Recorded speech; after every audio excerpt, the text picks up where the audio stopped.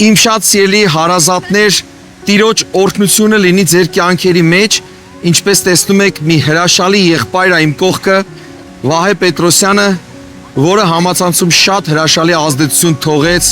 մեր հայ ազգի վրա, հավատում եմ օրհնված եք եղել, ու ես այսօր հնարավորություն ունեցա նրա հետ ծառայելու, եկեղեցում արդեն փառաբանեցինք Տիրոջը, Տիրոջ հարությունը նշեցինք, ու հիմա միասին ենք, ես կուզեմ, որ Վահե ջան, հրաշալի խոսք սրտիդ մեջից ուղես մեր հայ ժողովրդին, թող նրանք օրհնվեն այդ խոսքերի զորությունով։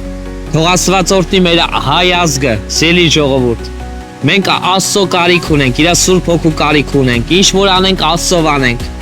Ես հավատում եմ, որ Աստված մեծ գործ ունի անելու մեր ազգի մեջ։ Ուղղակի մենք մեր սրտերը պետք է բացենք եւ Աստված գործի իր Սուրբ Հոգով։ Հավատում եմ, որ օրհնություն ենք լինելու շատ ազգերի համար։ Միայն թե թույլ տանք, որ Սուրբ Հոգին գործի մեր միջոցով։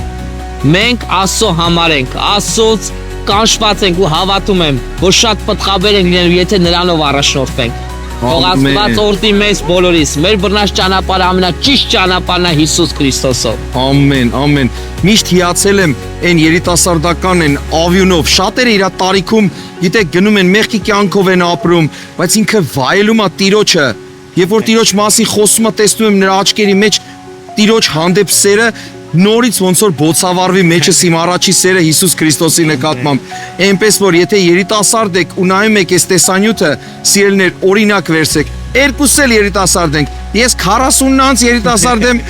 հələ Վահեն շատ երիտասարդ է, դեռ շատ անելիքներ ունենք միասին, այնպես որ օրինակ վերցնելով գնանք առաջ ու Տիրոջ անունը փառավորենք, ավետարանը տարածենք,